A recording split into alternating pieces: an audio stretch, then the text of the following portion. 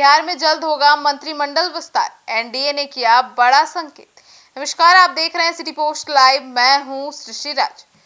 अब बिहार में नई एनडीए सरकार द्वारा विधानसभा में विश्वास मत हासिल करने के बाद अब राज्य की राजनीति एक नए मोड़ पर पहुंच गई है। बीजेपी प्रदेश अध्यक्ष संजय सरावगी ने स्पष्ट संकेत दिए हैं कि राज्य में जल्द ही मंत्रिमंडल का विस्तार किया जाएगा। उनके बयान के बाद राजनीतिक गलियारों में हलचल तेज हो गई है और संभावित नए चेहरों को लेकर चर्चाएं भी शुरू हो गई है। माना जा रहा है कि एनडीए सरकार आने वाले समय में एक मजबूत और संतुलित टीम के साथ बिहार के विकास एजेंडे को आगे बढ़ाने की तैयारी में जुट गया है। बिहार के विकास के लिए तैयार हो रही है मजबूत टीम। जी हां, आपको बता दें, संजय सरावगी ने कहा कि नई सरकार केवल सत्ता संचालन तक सीमित नहीं है, बल्कि 2030 तक के विकास रोड मैप पर भी काम कर रही है। उन्होंने बताया कि मुख्यमंत्री और उप मुख्यमंत्री के नेतृत्व में बिहार के लिए दीर्घकालीन योजना तैयार की जा चुकी है और जल्द ही कैबिनेट विस्तार के जरिए इसे और मजबूत किया जाएगा। उनके अनुसार यह विस्तार केवल राजनीतिक नहीं बल्कि विकास आधारित निर्णय होगा, जिससे राज्य को नई दिशा मिलेगी।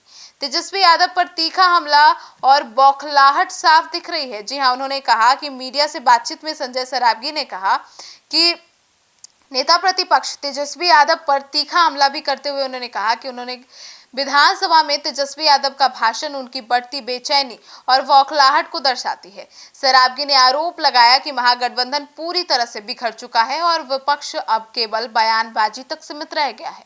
उन्होंने कहा कि एनडीए सरकार जहां विकास के मुद्दों पर काम कर रही है, वहीं विपक्ष केवल राजनीतिक भ्रम फैलाने में लगा है। महागठबंधन पर खंड खंड होने का आरोप भी लगाया उन्होंने। जी हां, आपको बता दें, संजय सरावगी ने कहा कि महागठबंधन अब एकजुट नहीं है बल्कि खंड खंड हो चुका है। उन्होंने दावा किया कि अंदरूनी मतभेदों के कारण विपक्ष कमजोर हो गया है, जबकि एनडीए पूरी मजबूती के साथ राज्य हित में फैसले ले रहा है।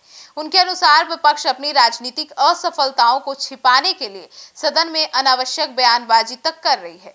नारी शक्ति वंदन अधिनियम पर भी बीजेपी का रुख क्या है, आपको बता दें, संजय सरावगी ने सदन में पारित नारी शक्ति वंदन अधिनियम का भी जिक्र किया। उन्होंने बताया कि इस ऐतिहासिक प्रस्ताव का विरोध करने वालों के खिलाफ निंदा प्रस्ताव भी पारित किया गया है। बीजेपी नेता ने कांग्रेस और राजद पर आरोप लगाते हुए कहा कि हमेशा महिला आरक्षण और सशक्तिकरण का विरोध किया गया है। सरावगी ने कहा कि अगर विपक्ष बाधा नहीं बनता तो आज बिहार विधानसभा में महिलाओं की भागीदारी और अधिक होती। उन्होंने जोर देकर कहा कि एनडीए सरकार महिलाओं के अधिकार, सम्मान और सशक्तिकरण के लिए पूरी तरह से प्रतिबद्ध है। 2030 रोडमैप के साथ आगे बढ़ रहा है बिहार। जी हां, आपको बता दें, बीजेपी प्रदेश अध्यक्ष ने बताया कि बिहार के विकास के लिए 2030 तक का विस्तृत रोड मैप तैयार किया गया है।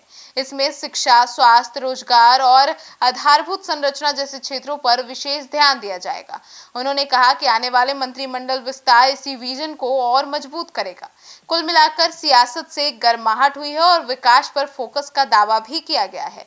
आपको बता दें, बिहार की राजनीति एक बार फिर से तेज हो गई है। एक तरफ एनडीए सरकार मंत्रिमंडल विस्तार और विकास योजनाओं पर जोर दे रही है, तो वहीं दूसरी ओर विपक्ष सरकार पर सवाल उठा रहा है। आने वाले दिनों में यह देखना काफी दिलचस्प होगा कि अब नए कैबिनेट विस्तार राज्य की राजनीति और विकास की दिशा में किस तरह से प्रस्तावित कार्य को करता है और क्या प्रभाव डालता है। आपकी क्या राय है, जरूर बताइएगा। धन्यवाद।